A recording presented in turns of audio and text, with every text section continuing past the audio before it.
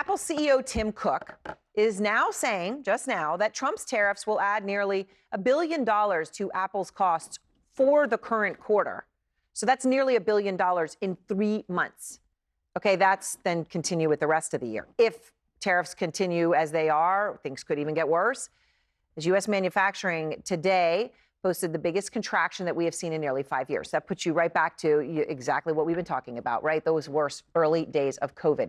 But Vice President J.D. Vance stood up today and said this.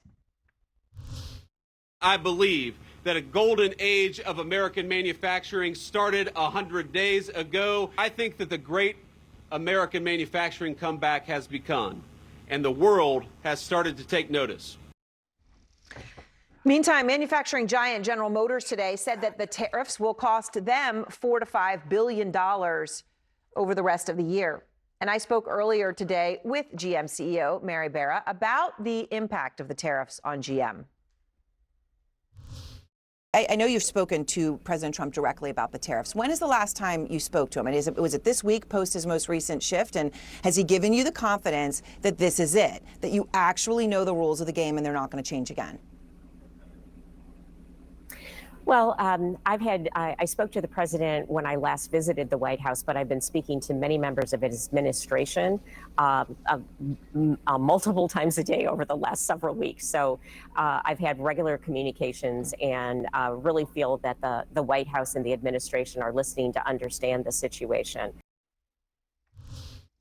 Well, if they're listening and understand the situation, it might be possible for Vance to maybe not use the words golden age of American manufacturing over the past 100 days on a day that they came out and announced the biggest contraction in U.S. manufacturing in 5 years, again, since those early days of COVID. Dan Ives, Peter Tuchman, Jean Chatzky, and Philip Bump are all here. So, Dan, Apple, that's your purview. $1 billion, they say it's going to cost for just the first 3 months of the tariffs. McDonald's just had its worst quarter since COVID. Manufacturing worst number in 5 years. Kevin Hassett, head of the National Economic Council, did say there would be, he said, they quote, I'd be sure there'll be news by the end of the day regarding a trade deal. I haven't seen it. Lutnick said several days ago there was one that was done. We don't know what it is yet. But when you put all these things together in context, and Apple's not putting a number out. Look, I think the GM, to me, is the most striking of them all, because when they gave those numbers, it's a 20% cut that essentially they're given in 2025. Yeah. And that's, so many times, from the whiteboard to everything we've talked about for the last month, we're trying to explain like what the actual demand destruction is going to do. Barra is as dialed in as anyone in terms of understanding what this is going to do. 20% cut. Demand destruction that we believe could be 15-20%. And it goes back to... For a year where they, by the way, already fully forecast numbers of how they thought how things were going to be, right? Now they came out and said, well, we don't know what to say. And then they go back to the drawing board and say, we're going to cut them by 20%. 4 to 5 years, as me and Tuchman talk about, to build a factory. I mean, the reality is you could talk about golden age. Tuchman and I are going to build a factory in New Jersey. We're in for a T-shirt factory. I mean, the point is that let's talk reality versus fiction. You look at GM, that's the math. And GM math, Apple math, Amazon shares down a little bit because they're also pulling back on their forecasts. Right. Yeah, but let's look at that. What's so curious is that we talk about you can bully the market, but you can't bully the bond market. Look at the market. 8 days of significant rallies in the market. We've gotten back for stocks, right? Which is kind of baffling. Like where is that coming from? Ever since the day that Jim Cramer actually said people need a reason to buy the market again, and that was the day that Trump did the 90-day pause. I mean, that is what I saw a headline today that said it was the longest sustained rally on Wall Street since 2022. And I know the media tends to be, and they love to be, it's the worst day ever, it's the greatest week ever, that kind of stuff. But that's significant. Guilty as charged. Right. I didn't mean you. No, but the bottom line is that that's significant. So why are they buying the market now? Right? Is it that we were down to almost 20% earlier in April. Right now we're down maybe 11%. They don't want to be underinvested in this month. Yeah. I mean, there's got to be a reason. Today we had hope. Well, what we talked about was that the bottom line is if we don't have a deal, then the potential of that is so dark. And what the deals look like when they have them. But again, boy, that cried wolf. Keep talking about deals. You don't see them when the deal's coming. You know what, though? Sorry, I'm getting one thing. I spoke to my Trumper on the floor of the exchange today and tried to explain how does he see this going on when we talk about that it's 3-4 years out or more for the factories. And he said, yes, but who's going to be building these factories? People are going to be put to work right away to build the factories, and that's the positive.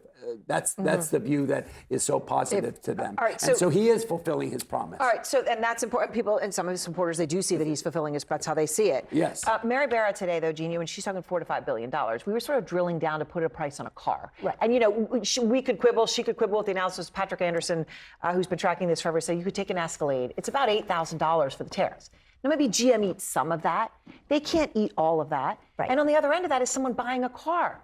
That is a hell of a lot of money. This is why over the past few weeks, months, you saw so many people going into the market and saying, I'm going to do this now. I'm going to buy my car now. I'm going to buy my washer now. There is so much fear of the pain that this is going to inflict on the average American household. And there are numbers that we're looking at, averages, that this is going to cost the average household $3,800 this year. You just put that in perspective, right? We're talking about a country where 40 to 50% of people still could not cover a $1,000 emergency. A third of people have no emergency savings. I mean, this is paycheck to paycheck, and they're feeling this clothing, cars, you go to the grocery store, it's all the good stuff. It's cheese, it's coffee, it's chocolate, and people And just are, wait till the inventory and the price increases start to run down. happen. But Philip, but we hear from Scott Bessent, sort of when he famously said, cheap goods is not the American dream.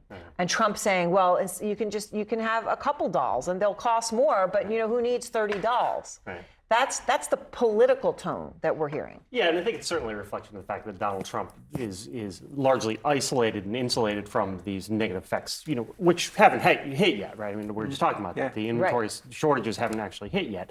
And he is existing in this bubble. And I wrote about this week. It is unique for a president, and it is different for Trump now how insulated he is, and that even Republicans who already say, okay, this is Trump's economy, but Republicans have been trained very effectively by the conservative media to give him a pass on this stuff. And so when he says these things, these remarkable things, if you imagine Joe Biden saying that line about the dolls, like people would have been tearing their hair out, yes. right? Yes. But he gets a pass on it.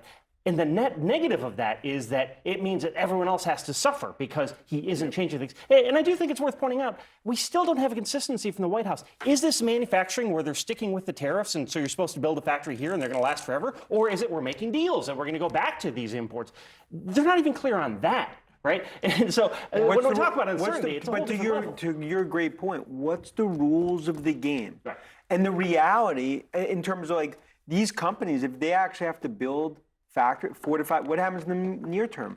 That's where they cut costs, people get laid off. That's the reality. And I do think it's worth noting, to your point, manufacturing for construction was already surging because of the infrastructure bill. If you look at the numbers, it was already spiking.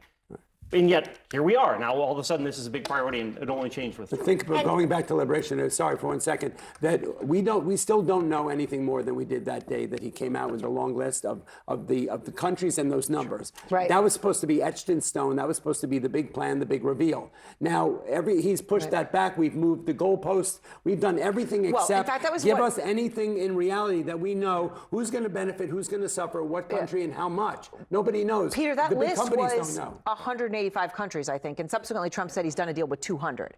Right, and I'm not really even saying that to mock. I'm just saying that as the point of like it's clear that there's not taking this all with the level of seriousness Right. that which is disrespectful it deserves. to the American people in All a right, huge